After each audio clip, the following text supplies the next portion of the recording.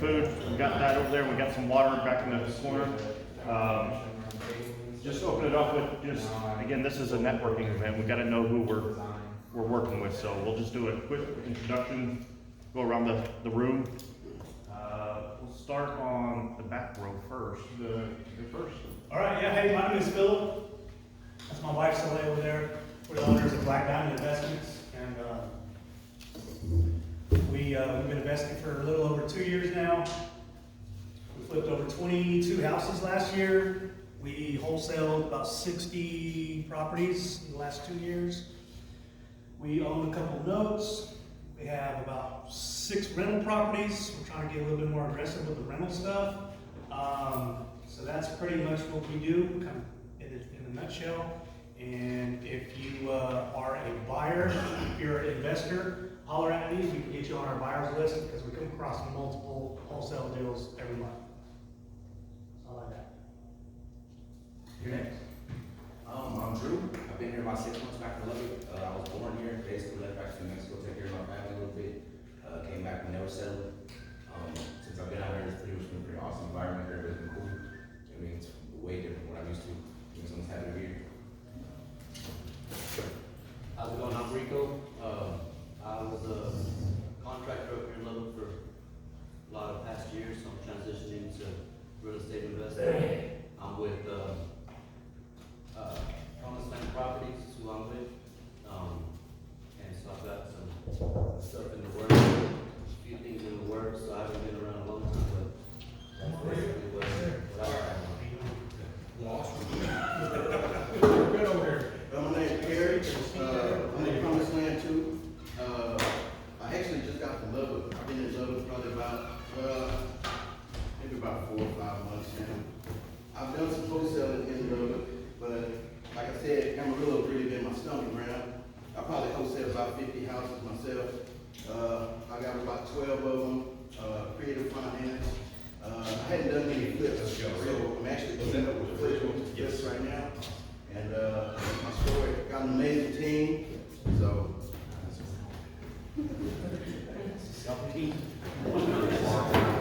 Local yokel, been real estate broker for about 40 years, primarily in rentals and investments. Just haven't been able to find anything to buy at the right price. Wendell at Lennox is my property management people that do a decent job with it. My name is Scott Miller. I've got Miller Properties. I've been doing rental properties. I've got about 36 single-family homes, mobile homes included, and that's about it. Rental property. My name is Houston Garrett, and I'm a licensed realtor. I work with a lot of investors. Hey, my name is Tony. I'm Philip's twin. He was just over there. All right, let's just wait. Nice to meet you guys. My name is Oscar. Grew up in the Houston area, and I've been in Lubbock for about 10 years now. Kind of just been eyeing the market here in Lubbock and trying to get into some, building up my portfolio for rental properties. I'm Steve Lund. Been living here for a long time. Just work at Texas Tech. I've got one rental property that I'm splitting with some in-laws. Looking to get some more properties. So really, I'm just looking for any kind of deal that works. Okay. I'm Ken Duddy. I used to flip houses before it became popular on TV. The word flip was never invented until the TV. But now I don't do anything. I'm a has-been and a woman. That's hard to believe. I'm Amanda, this is my husband Jamar. We just started flipping houses. We started out wholesaling and now we're flipping and we're working on our first property right now. Awesome. I'm Melissa, and this is my husband Todd. And we are investors long-term, and we've got 13 doors. And we're actively looking for more for long-term and short-term, so hoping to get on everybody's cars list. Hi, I'm Leah. It's my boyfriend Raymond. We're new to real estate sale properties. So we're just looking to get started, hungry for more information. Ready to go. I'm Wendell, I'm with the Lubbock RIA, so welcome, thank y'all for coming. As Eric mentioned earlier, I do work for Minix Property Management. I manage investment properties, rentals, single family duplexes, all the way up to multifamily properties. Also a real estate investor. My primary focus is buy and hold, so it seems like a lot of y'all are buy and hold. I think the majority was buy and hold. And yeah, I'm an open book if y'all want any type of knowledge. So again, thank you, Philip and his wife, for letting us use their facility. They're here to help y'all out as well. So. All right, so today is a round table about the real estate market. This is an open discussion. There's no set agenda, no PowerPoint presentation. And so we have a few realtors, realtor there, licensed realtor here. We got a broker. I believe y'all are licensed as well. Mine's inactive. Okay. Yeah. And so we definitely have a few licensed agents in here. And today's all about the real estate market. What are y'all's thoughts? It sucks. Yeah, I was gonna ask you first, you said, you had said something earlier when you were introducing yourself, you say it's kind of hard finding good deals right now. When's the last time you made a good purchase? How long's it been? Me? I actually was able to, only through private, just knowing somebody and being able to, say, yes, I'll buy it. Yeah. That, no realtors, no newspaper ads, and just phone call. yeah, just word of mouth. Yeah. It's the only way I've been able to collect any properties at all. So let me go further in detail. Why do you say it sucks? There's nothing to buy and everything's expensive. There's very little to buy. Of course, Ken was telling me of a story about a house that he just did. Was that a word of mouth or was that a newspaper ad, Ken? The house that you bought, was that a word of mouth or was that? Word of mouth. Word of mouth, and got a good deal, went over, looked at it, told him he'd buy it, and that's the only way I've been able to get anything. I got a brother that would love to have some more rental properties, so we can't get him anything. And so it's kind of irritating, I'm waiting for a little bit of a crash. It needs to cool off a little bit. Stockpile your cash right now. So if y'all are not aware, the real estate market's hot. Why is the real estate market hot? Not a lot on the market. Easy. Not much on there. Why is there not a lot on the market? Everybody's holding. Everybody's interested in buying houses. So we got this, it's a perfect storm. We got cheap money, interest rates are still low. So you can borrow money at a ridiculously cheap price. These are some of the lowest interest rates we've had ever. So you have cheap money, then what else happened? Try to piece it together. When the prices go up? So we had COVID-19 hit, and during COVID-19, all these factories shut down. This is affecting any type of raw materials such as steel, wood, houses are made out of wood, computer chips, all kinds of plants, factories shut down. So now everyone is behind on supply. There's not enough supply. So if you can't get the materials, or if the material, it's supply and demand. So there's less supply, and the demand is high. It's actually not that the demand is high, it's actually probably pretty normal demand, but there's less supply. So prices have gone up, such as your wood and timber. And so like buying a new house has dramatically increased. With cheap money, everyone's trying to buy, and everything's basically sold out. There's nothing to buy. So what happens when there's nothing to buy? Prices go up. If prices go up and you're trying to find a rental property, if the prices go up so much, it doesn't make sense anymore. What's the going rate per square foot for a good rental now? So this also impacted the rental market. As prices have gone up, now more people can't afford to buy a house, or there's nothing to buy, so they're renting because they can't buy anything. So rental prices have gone up. In the past, I used a rule of thumb of 85 cents per square foot. It's now easily $1 per square foot. How much? $1 per square foot. For rent. For rent. This is a general rule of thumb. Don't take that to the bank. Just if you're trying to price something right now, the rental market is easily getting around $1 per square foot. Pending location and condition, all those factor in. And yeah, you can easily 1,500 square foot house, 1,500 rent. Okay. My question is, how can all these builders keep building with material costs being so high, including commercial? They're increasing their sales price of their product. They're having to renegotiate their contracts and go up on price. But they're able to keep building. I mean, that just makes no sense to me. I mean, you know, I know money's cheap, but we still have all these outside pressures, such as land cost, material cost.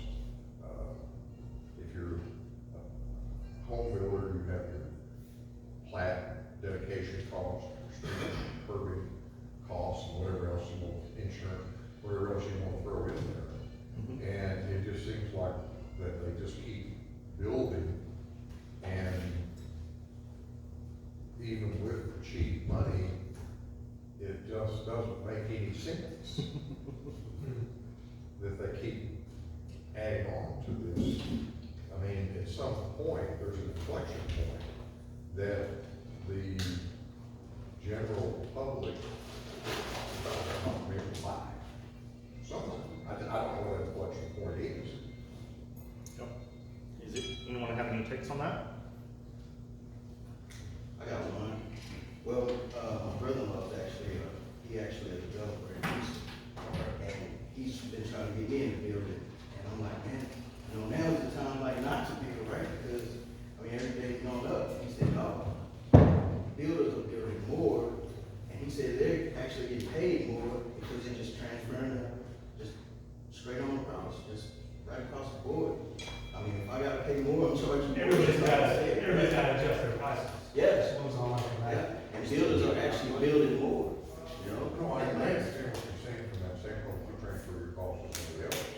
I mean, that passing through is normal business transaction, but what I'm saying is at some point in the case, if you cost, if you're building $100,000 house in normal times, it's now costing you $150,000 a build because of all the outside pressures and whatnot.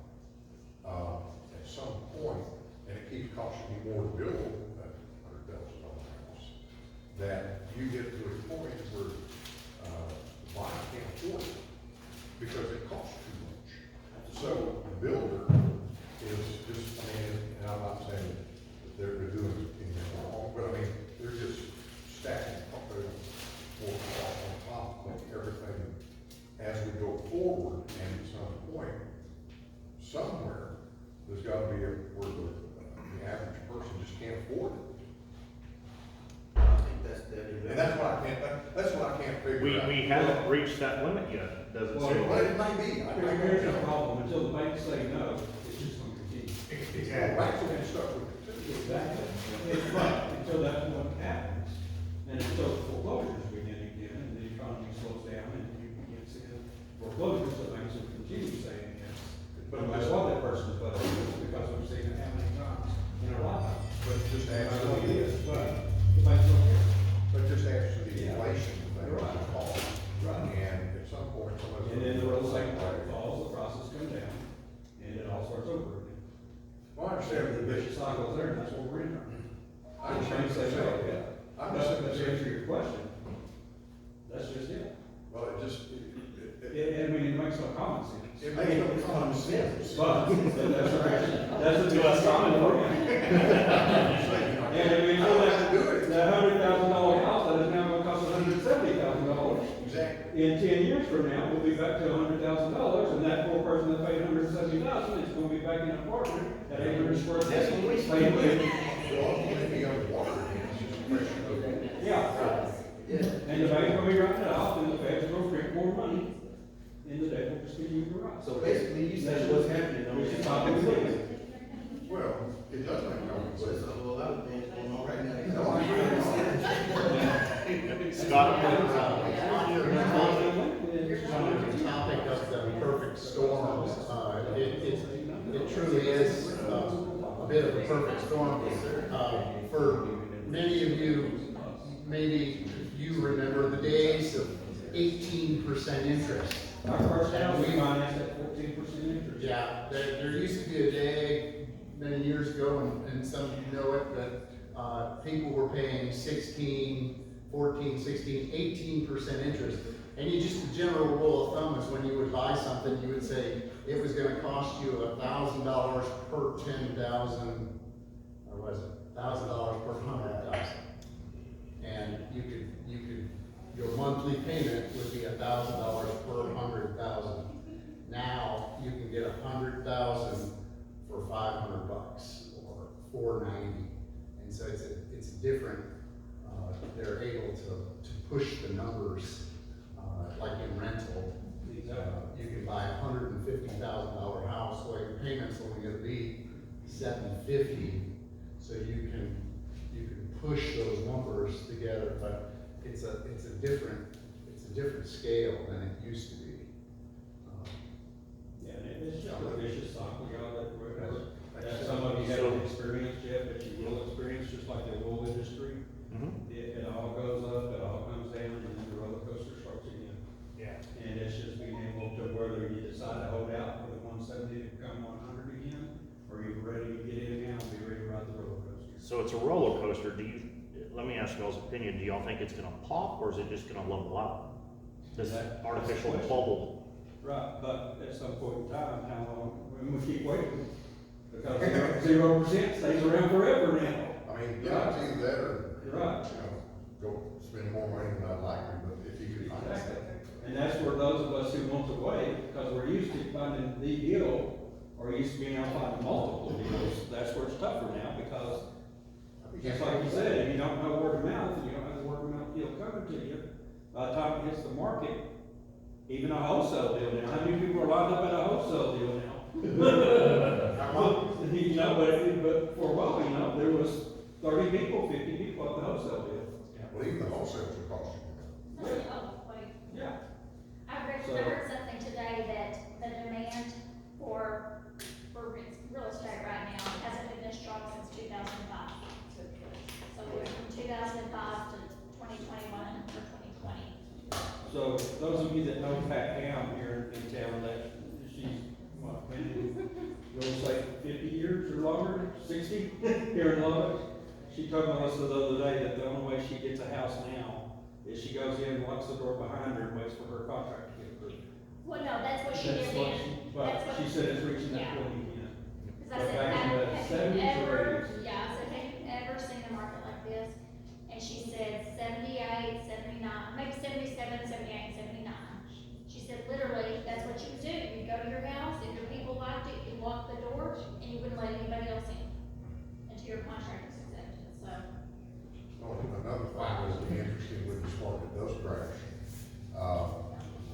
In referring to the days where you had double-digit, interest rates for real estate, you were also able to take cash and put it into a CD and get like 12, 13, 14, 15, 16% return, whatever you want real estate. Why should you do that?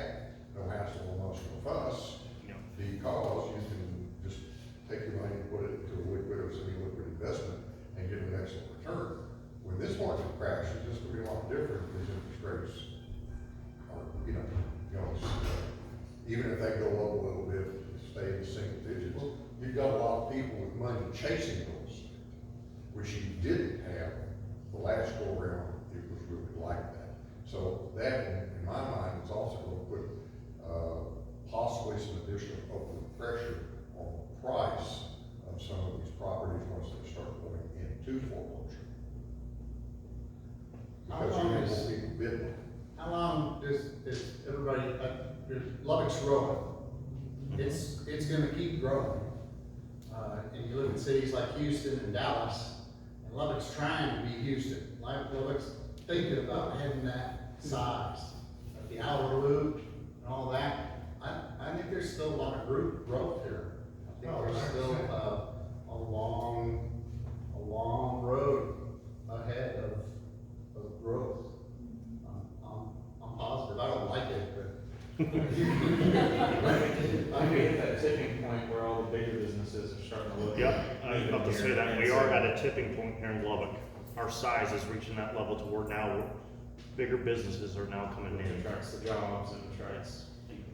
The only caveat I would throw in on that is all these, outside the city limit subdivisions going in, tapping into the open law. They're just gonna suck all that water out.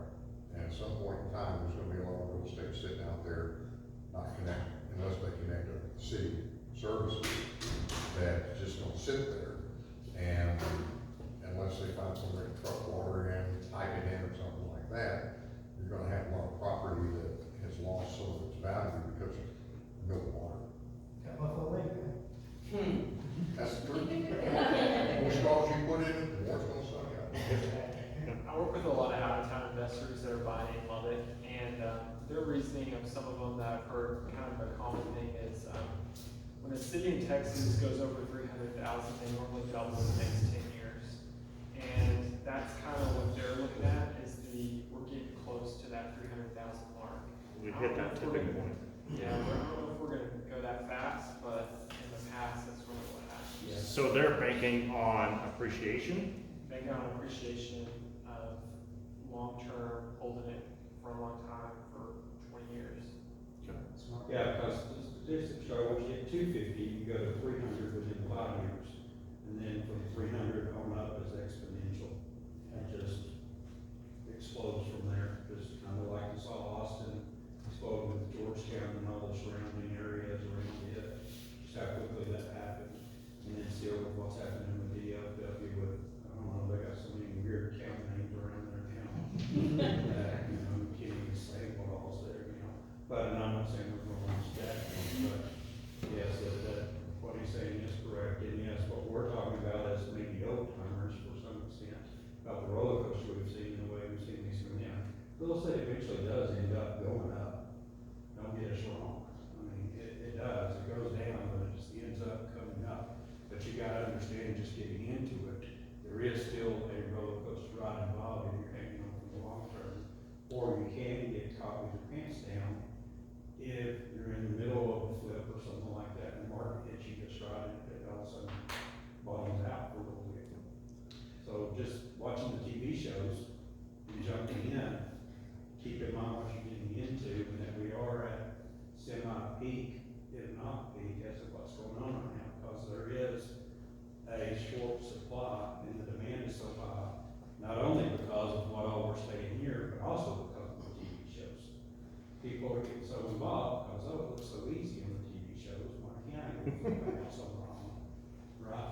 They don't show you the big parts where, okay, they might have flipped 5 successful. What about those 1 or 2 where they lost lost everything? But the ones who tried it, didn't successfully make it. So, that would be the only warning I'd put out there. Yeah, so just to bounce off of that, I walked in a little bit late. My name is Marcus Flores. I'm from Austin, Texas, where that market is just ridiculous. I went to school here at Texas Tech. I've been investing since 2019 with my family. This is the first year that I've gotten into fix and flips. I completed my first one in a couple weeks ago, and it's on the market right now. I guess what I wanted to pose kind of just to the group, and the reason why I came here was just to get an overall sentiment, whether it's from fellow flippers or from agents who are guiding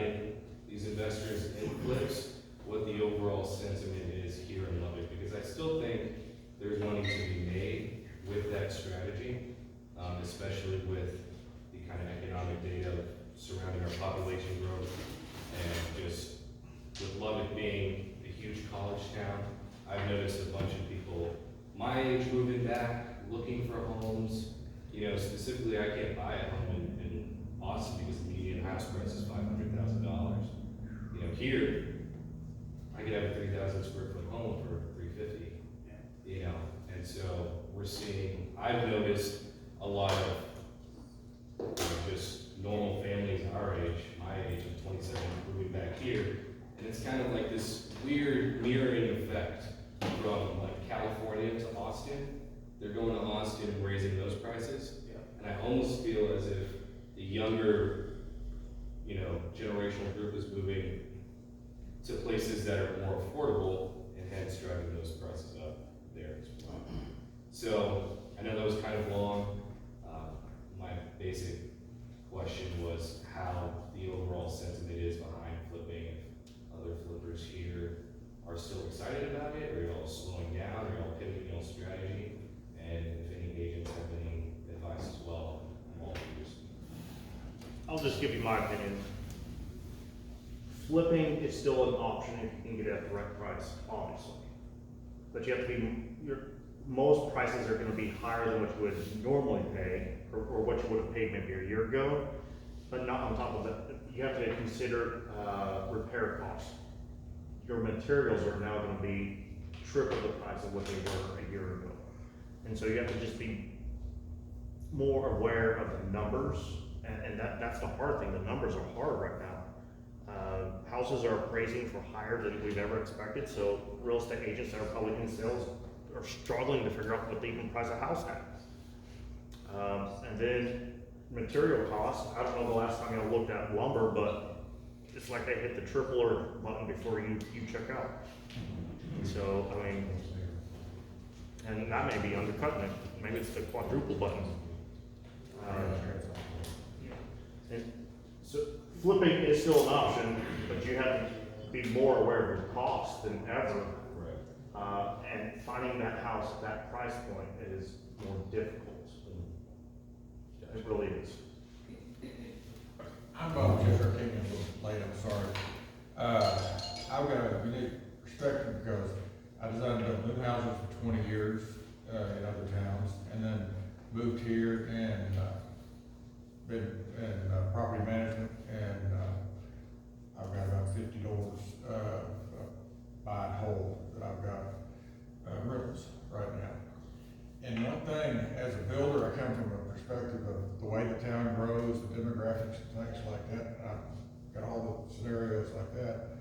But, so the location's always an important thing, school systems, things like that. But there's one thing you got to remember. We're in a desert. A town will never grow any bigger than the water it can supply. When we run out of water, the town dies. Period. So be careful when you invest, because there is a way that you ride these things up and down. I've been through it all. I've been in the building business for over 50 years, almost 60. And I'm looking to retire, but anyway, I'm going to break my houses someday. But right now, I'm going to keep them. But the thing is, you just be careful, because we're on a crest right now. And that crest is going to have to come down. And be prepared financially when it comes down that you're going to crest to the bottom. Just don't get caught with your pants down, so to speak. But right now, it's a hot market. You guys come from Austin and things like that. I sold some houses to investors from Austin, things like that. But the thing I find out, if they don't manage them the way we manage them around here, we don't take care of our property, we're going to be out with a bunch of vacancies pretty quick. Because people in Lubbock are very particular about what they rent. They want good houses and they want good service. And they can get it here. So it's a good market for property managers and things like that to take care of the customers. But just be careful, because keep in mind though, if you don't have water, you don't have a business. And all these businesses coming in, they use water. You know, Amazon, all these other big businesses, they're not manufacturing business, but they still use a lot of water. And whenever, you know, yeah, we've got Meredith, we got up there in Amarillo, we've got Don Henry out here, but that's not gonna be here forever. We get into one of these El Nino years and we get no rain for a year and a half, 2 years, farmers all dry out, your market's gone. And you've got a bunch of houses sitting there with nobody else. So be careful, be prepared for that. But, you know, it is a great market right now. I mean, but I'm not looking to buy it. I might be in the market to sell someone that's got the right price. I would suggest that you stay within the city limits if you're gonna invest. I would be very, very, very reluctant to buy anything outside the city limits unless you're kind of a buy and flip type thing. He's 100% right when he says about the water. The other two places we have some is what's called Roberts Wellfield up around Amarillo, which has all sorts of water, and then Bailey County water field, and it's been servicing on it for a long time, so we've got 3 or 4 sources of water. But again, the Ogallala has been used so heavily over the years for agriculture, especially, and we're on the southern end of it, and our stagnant water level is a lot thinner here than it is as you go farther north towards Amarillo. So with that in mind, and more people building outside the city, these houses, that more wells they drill, the more demand they have for the water, the quicker it's gonna get sucked out. And the other thing I would say that the recharge factor on that thing is pretty slow. So, and the only saving grace may be when if these subdivisions that are outside the city limits, now especially south town, west may be a little bit better, I don't know. But if they can't petition the city to extend their services out there and get that connected up, they could be in all sorts of trouble. And that's going to be everything from banks, foreclosures, water just gone. And when you don't have that particular substance, you don't exist.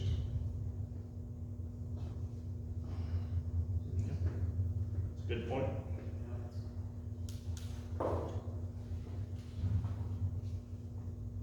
Any other thoughts on the market? So if you're looking to sell, it's a great time to sell. If you're looking for rental property, if you can find one at a decent price, now's the time to buy rentals just because the rents are so much higher. Or to keep your rentals too, because rents are going up. I honestly believe it's probably a good time to kind of sit back. This is my opinion. No, you don't have to agree. Is just kind of wait to see what happens to the market. I'm not necessarily saying, in my opinion, that it's going to pop. I think it may just start to level out, and we may see a new normal here in the Lubbock market. Well, the Lubbock market's got one thing that is really to its advantage. Number one, it's got Texas Tech, that's not going away. It's got agriculture, that's not going away. And it's got medical, that's not going away. Those 3 things are going to keep Lubbock's economy more stable than any other city in this nation, just about, except Houston because of the oil down there. But if that Biden gets his way, that might go away too. But the thing is, we've got everything in our basket right here. We got our basket feathered about as good as it can get, as long as we can keep our resources available. I would also add the fact that this young man's right when he says people his age are moving back to this town.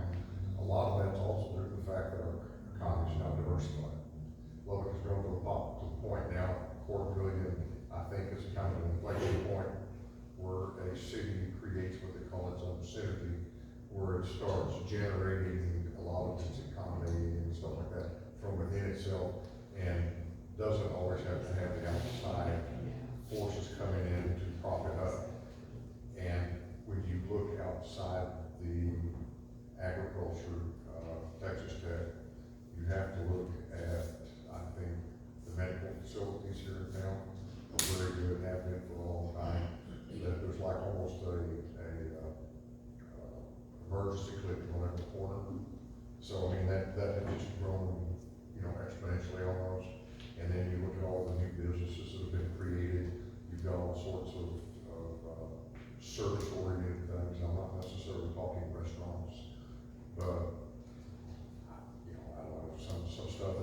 with the computer stuff, by way of example. So when you factor all of that in, it does put Lubbock, in my opinion, in a good position to continue its growth.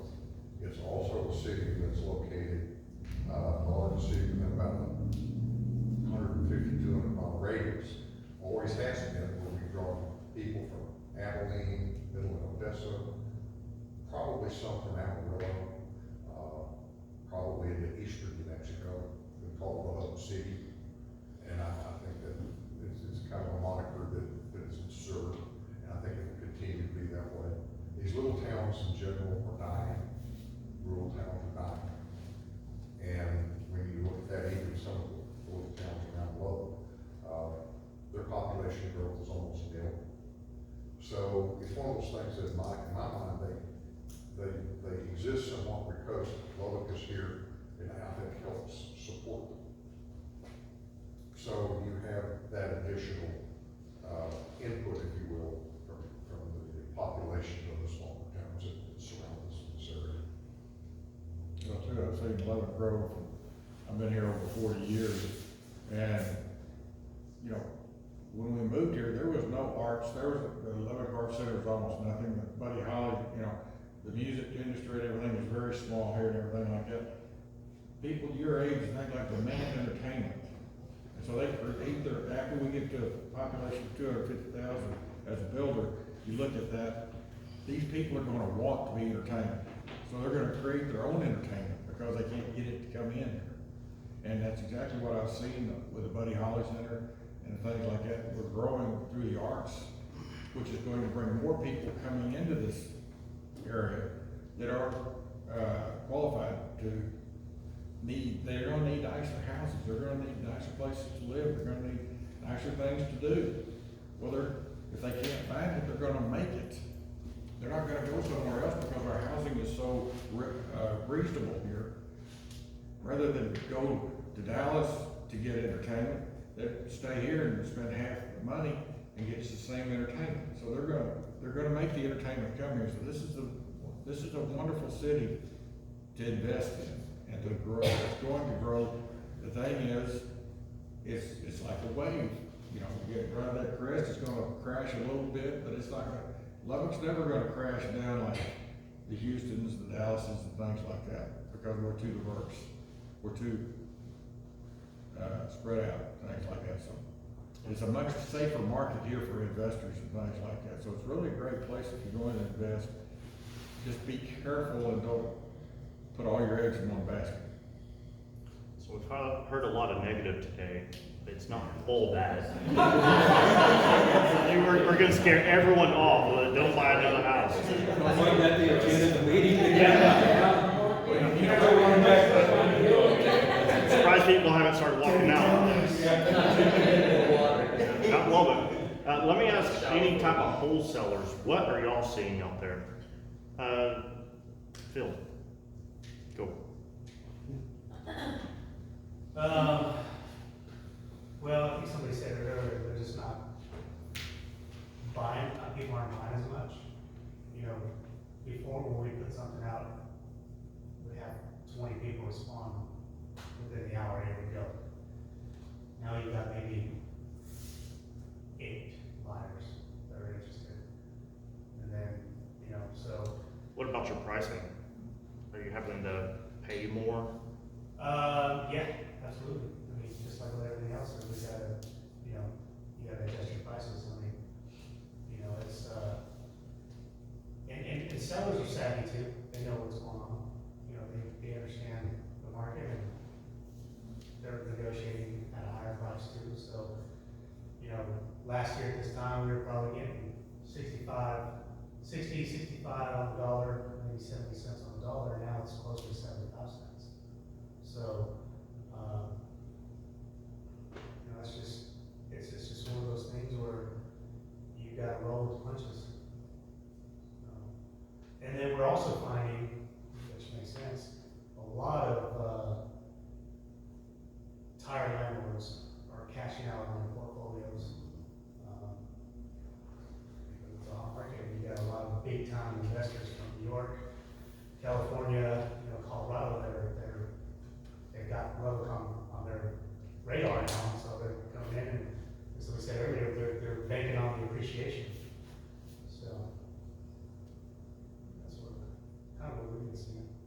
Eric, what do you think? I just, what we say is, you know, even though it's really tough right now, what keeps us encouraged is, it's kind of like a swimmer, you know? They put that drag on when they practice. And so we just take it like, hey man, if you can get out and hustle in this market and make it happen, then once the market actually stabilizes, I mean, we're gonna be running smooth sailing, so. We try not to focus on the negative, you know, because like he just said a while ago, I mean, it's inevitable. Something's gonna happen. You know, it's not gonna stay like that. That's common sense. This industry happens. That goes up, goes down, corrections, booms, busts. You just gotta pivot, and, Yeah. I mean, I love creative myself, I mean, so, and what we are finding is, I mean, when the market, like I'd say a couple, 3 months ago, I mean, it was really, really hard to get a creative deal going because a lot of the sellers know that, hey man, I can just get cash, you know, and they paying over. But right now, I mean, I'm actually starting to see a shift already, you know, just in the mindsets of the sellers, houses staying a little bit longer, and they are more willing to, you know, just kind of let us get in on the house, you know, with a creative deal, so. So it's all gonna, I think, depend on when they're able to catch up on supply of the raw materials. When they're able to meet demand, that's when I think prices are gonna stabilize, maybe come down a little bit, hopefully so. Hopefully $12 for a 2x4 isn't the new price forever. Used to be like $2 or $3. Well, it's actually been on the news the last few days, the last week that, I mean, wood and materials started plummeting, so. Well, It the last 2 has. weeks it's gone down 47%, but it's still way higher than pre-COVID. So, was it the stocks of wood? I don't know the correct term. It has dropped, right? But Yeah. if you go to a lumber house, they're still charging the same price. It has to trickle down. They're still in so high demand that they're able to still charge these prices and get it. And so it's gonna take a little bit longer until they have these big piles of wood, they're gonna start dropping the price. And so it's gonna be a delayed effect. Yes, it's starting to drop, but we won't see that for a while.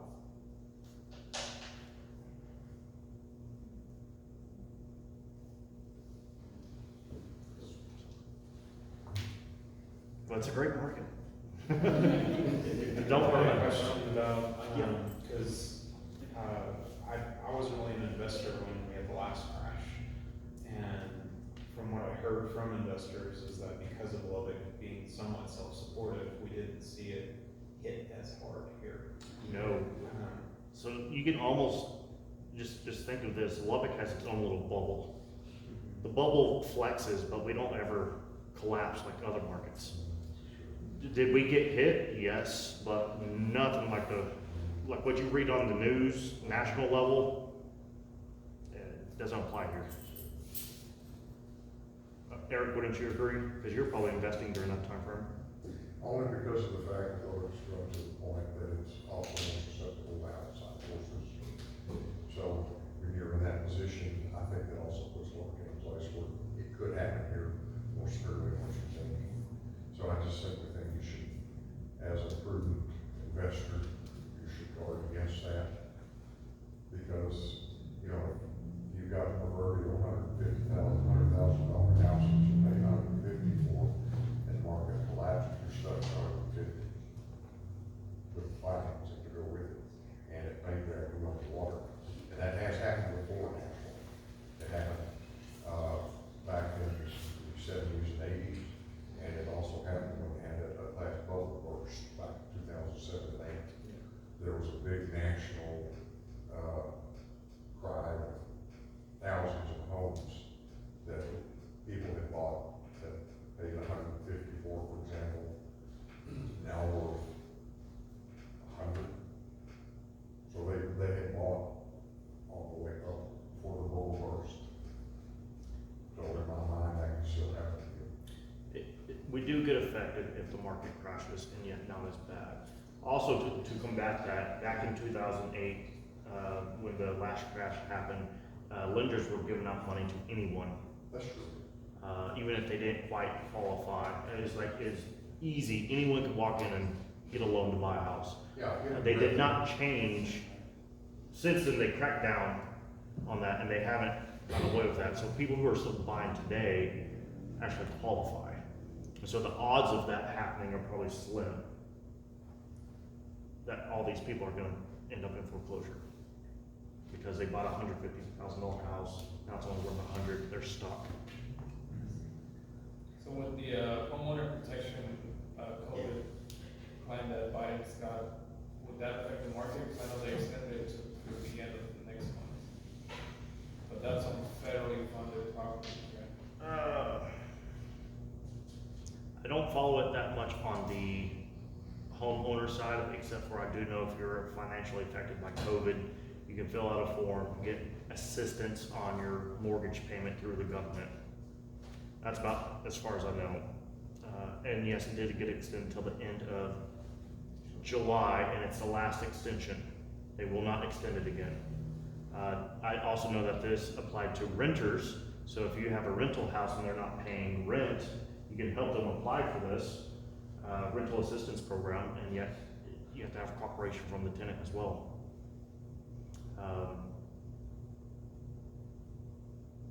They have to be approved for it. I'm assuming a homeowner would have to be approved for it. You probably have to show where you got impacted on your income to where you can't make your mortgage payments. I don't really think that's gonna affect our market that much. It's just trying to help people who maybe got affected by COVID a lot. And that's coming to an end, so no one bank on that. It's going away. To add to his point about the 2008 and 9 crash, he's right when he said that if you had breath, you could get a loan. But you still had pressure on people buying houses when it was gotten foreclosed, so there was probably some people that were qualified that went in with that and got caught in that trap, and may have very well wound up, being underwater with their home, even with the fact that you had a lot of weak buyers that were buying that maybe were buying more property than what they should be able to afford under a different set of circumstances. It's just I err on the side of conservativity in that you have to watch when you buy very closely. And I'm not saying you're always going to be able to time the market, but you have to be careful if you want to go out just to get a deal. So you have a deal. You should make sure that that deal still stands on its own, regardless of what your economic situation is going to be for the future. Yeah, so I'm gonna back up kind of what you're going at. One, I have never bought a property banking on appreciation. I think that is a bad way to invest. I understand people are doing it, I get it. It makes sense at some degree, but as a personal investor, I can't bank on that. And so I make sure that I buy it right up front to where it actually makes money now, not 20 years from now. You don't want to be careful playing the inflation game. Yes. It's a game, you never know. Also, in today's market, I personally feel like another reason why it's so hot is a lot of people are trying to keep up with the Joneses. They're buying more than they can actually afford. You brought that up. I think a lot of people are doing that right now, just because it's cheap money. They're overextending themselves. You're absolutely correct about that. His point of being on now $1,000 for the house 10 years, 15 years ago, yes, you pointed out it's about $1,000 for a house, $1,000 payment. Now the payment is only $500 with the interest. You got $500 left to buy more towards interest now with lower interest payment, and so that created a lot of money, so we can stretch our payment out.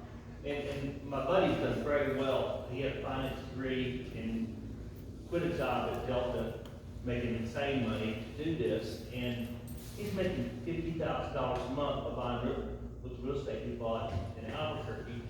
by playing this game. And it's just amazing things that he's taught me to do it. I've been a real estate investor here in Lubbock for about 12 years. And I have houses in those states and things. And it is a very tricky market. And I'm blown away right now by one of my properties I just got back, had to evict the guy, do a forcible eviction on the guy. Got it, fixed it up, think I'm fixed to lose my tail, and I found out it's worth 2.5 times what I paid for it 3 years ago. And I've had to redo it, replace 6 walls and things. It was a mess, it was a nightmare. But that money you talked about being created by that lower interest rate is able for people to afford this 3 times as much house for the same payment.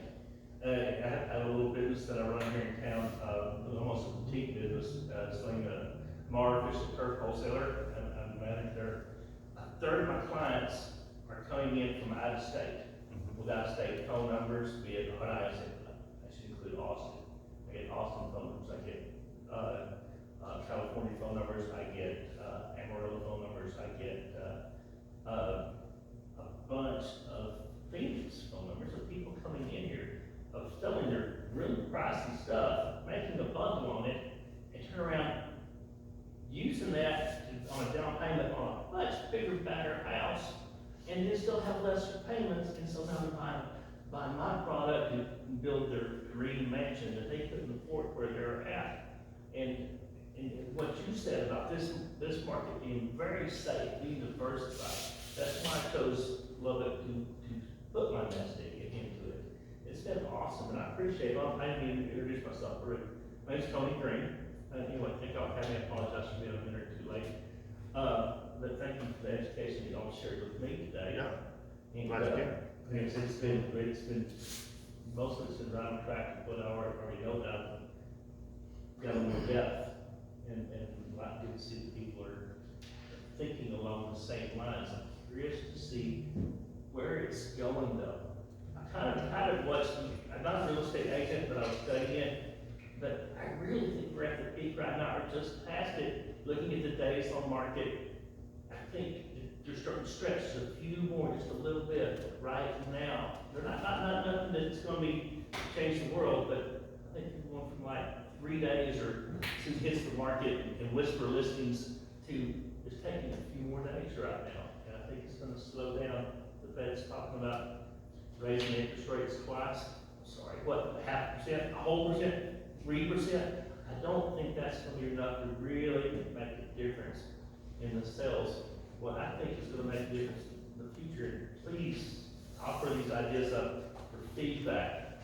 But with many of us in my generation, older being baby boomer, as we pass our time, these houses are going to start to hit market. Many of them are going to be too expensive for the millennials and Generation X and stuff to afford unless they get an inheritance. So I'm curious y'all's thoughts on what the next 10-year forecast is with the baby boom generation passing on, and then these people, new people coming up trying to afford these huge mansions that we're building. Anybody have any ideas on these things, or am I just going out left field? I couldn't do it. Well, I think that's what we've got, just a starter home now, is 120,000 to 150,000. For a starter house. So, And wasn't that long ago, we were somewhere between 80 and 100. right now, the average sales price is what, around 240? Yeah, and what, 2 years ago was like 180? And so it's creeping up. So you say 5-10 years from now, the average price, especially if we keep growing, I mean, we're going towards Austin, Dallas, Houston type pricing. It just seems to me like the poor are going to get poorer on this. If you haven't got great income, you're never going to be able to buy a house. And so the income gap is just getting farther apart. Even with the new raises and everything that's going on, it's not, they got to pay more too. And it's really, I don't want to talk about the two-tier society, but that middle class just seems to be disappearing because of things going on. I mean, I'm just looking for feedback. I'm probably totally wrong. I mean, that's a good topic. feel like we're getting a little bit off topic, but. Sorry. No, you're good. There's lots of thoughts I have to agree Well, that's one reason why we're here. I believe everyone in here is trying to build something for themselves, for their family, so that they can retire and or have a good life, you know, for the rest of their years here. So we're trying to learn how to invest, how to build our wealth, to enjoy it. And so these are great topics. I do agree that the gap is getting larger. That's my personal opinion. And I'm trying to get on one side. I think we're all trying to get on one side. The good side, hopefully. I'm just trying to stay off the other side, really. Kind of both at the same, need a bigger boat or something. A faster boat. Yeah. Let me clarify what I said earlier about, I hate it. I hate it because I can't grow. I Yeah. can't get, You're having just a harder riding it. time than you know, a couple of years ago, you know, I think my max year, I did 12 houses in 1 year and got them into the rental, you know, just growing, and it's fun.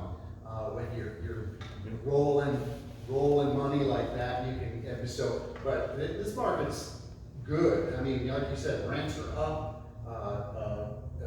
but it is harder to find the deals. I agree. But I love this. Lubbock is a great place to work. Rents are good, you know, and so I like it.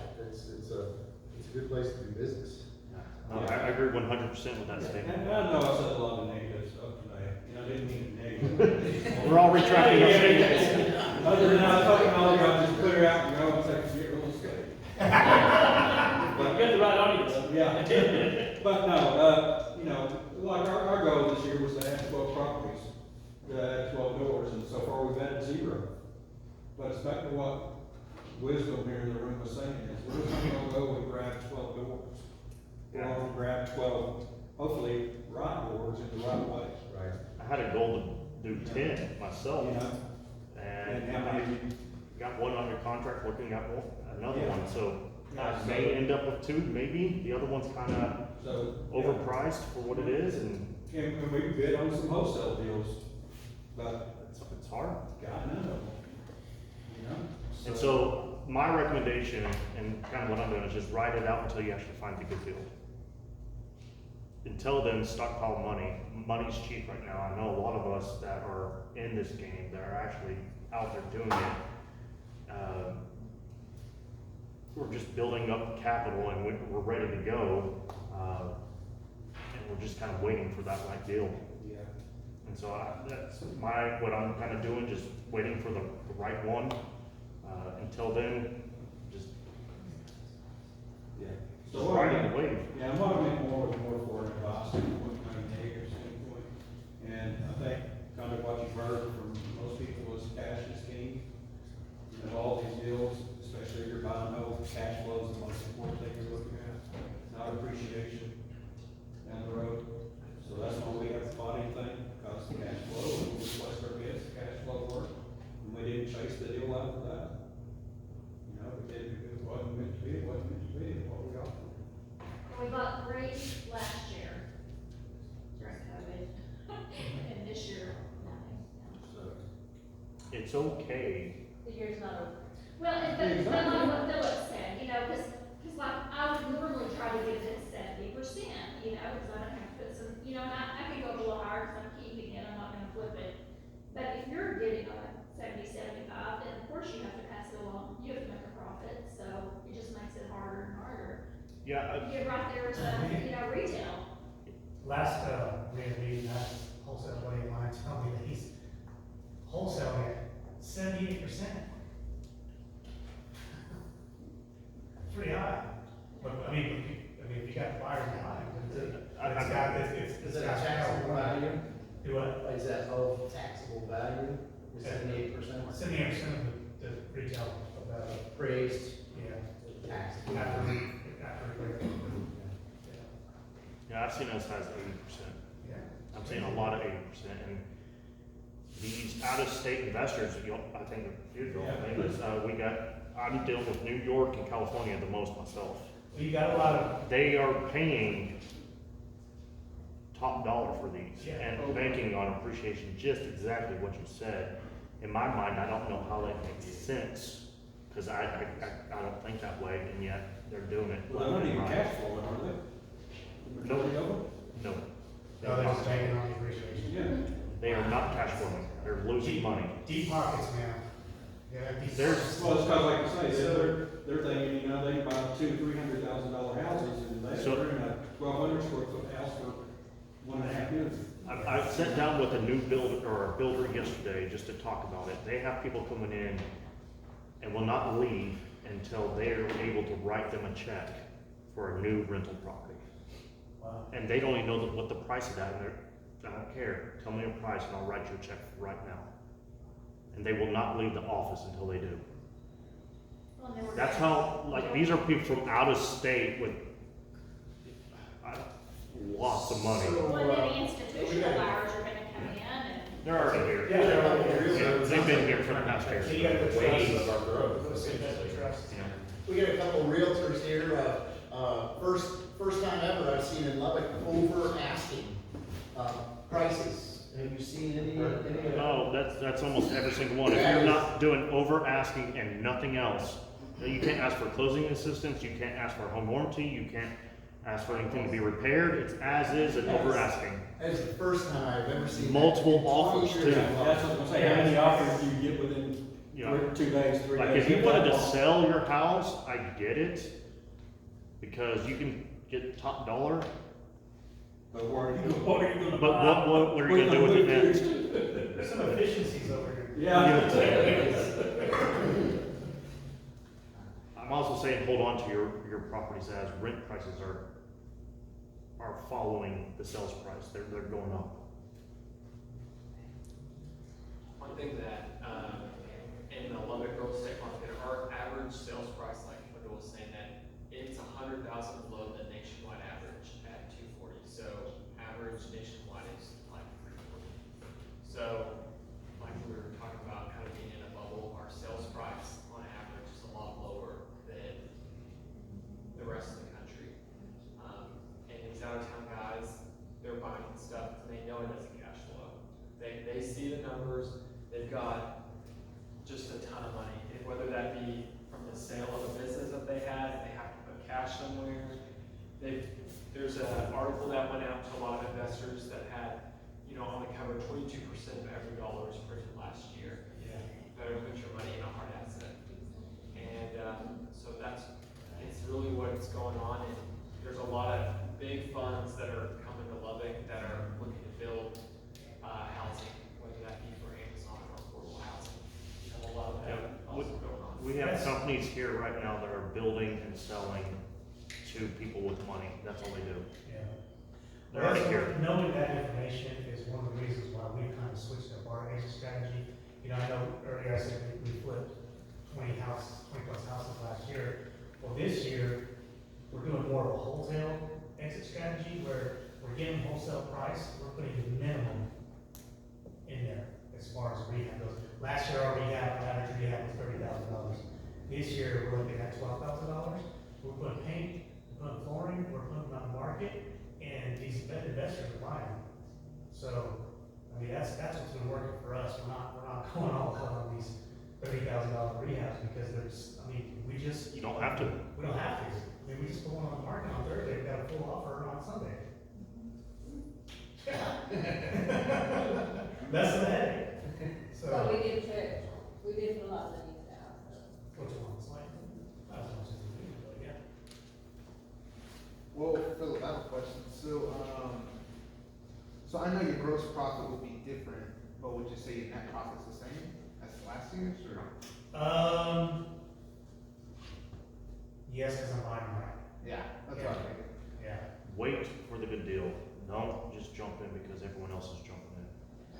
Other people are overpaying, like I just said, a lot of investors are paying these top dollars, they're not cash flowing, they're losing money, but they're riding that appreciation train, which I think is crazy, but that's, some people do invest that way. But It it also also be needs to something do where it. they're using it as a business, Right. You gotta understand, people when they have this type of money, like their CPA is telling them to go buy something. Yeah. You need to offload money, okay? Yeah, whatever. If this was a multi-million-dollar mastermind meeting, we'd have a whole different conversation. Yes. Not about We'd have CPAs in here telling us how to reduce our tax liability. Well, go buy 10 duplexes. Okay, you know, there you go. Off. Go buy them, and you're losing money, but all that's you're writing off against your taxes, and so it's a completely different ballgame when you have that much money, just like what you're We need saying. to have a CPA, yeah. We do. I've had one probably what, year and a half, 2 years ago. Just We need to do that answer. again. Just to answer questions. Yeah. It is a lot of info. Yeah, I don't think so. Any other questions about the market? I know it sucks to, it's great. Such a So y'all dynamic. still gonna be on the fire service? Yeah. There's still deals out there, it's just you have to really look at them and be careful. Again, I bought one, we're supposed to close on it tomorrow. I don't know if that's gonna happen. And I'm looking at one right now. I wouldn't say that's a deal, but it could be. You just have to take your time a little bit and make sure know what you're doing. Scott? So what's everybody think about that, Beaton Bow project out towards Wolford? 2,100 brand new homes. 150, I know Beaton Bow doesn't have the best reputation at all, but honestly, I'm looking at buying a couple of new homes. A lot of people are buying brand new Beaton Bow and they rent out like crazy. Renters don't care. Beaton Bow has the best service out of any home builder here in town. I meet with Beaton Bow probably weekly because of rentals, brand new rentals. They're good rental properties. You cannot beat them as far as their warranty, 2-year warranty, and they actually fix stuff. I can't find any other builder that actually fix their stuff. Their customer service is excellent. I know they don't have a great reputation. I think that's old Beaton Bow. Yeah. New Beaton Bow, which is today, they have their system down to a T. It's clockwork. They're printing cookies perfect every single time. It's amazing working with them. So if you want to buy them, yes. I think that's a good idea. That's a great idea. If rent market's hot enough to make mortgage, it's Yep. equity building. Yeah. Yep. It's a little bit of equity building. Drop out for the appreciation. We. As long as the market doesn't crash. I looked at a Beaton Bow today. I picked up one last week, and we probably picked up 20 this year or more, brand new Beaton Bows that investors are buying, and they rent out just like that. Renters don't necessarily get on the who's the builder train. And even then, I would say Beaton Bow's quality is on par with anyone else these It's days. because of their location. I mean, Beaton Bow's not gonna develop it. They're a master at They're this a game. master location, yeah. Yep. And that's appealing to rentals. I mean, Yep. renters, they're gonna wanna rent a nicer home in a nicer part of town.